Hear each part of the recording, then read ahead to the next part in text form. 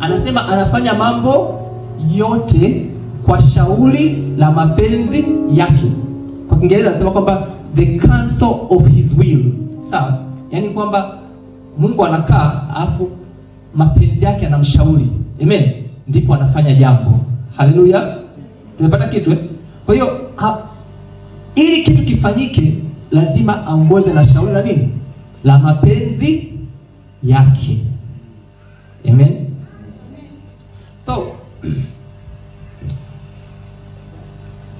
kama nilivyosema awali, mwanadamu maisha yake yote amekuwa ni mtu ambaye anafanya yale anayojisikia yeye kufanya.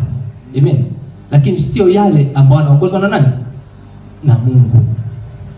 Na hapo ndipo mambo yetu mengi yanaharibika.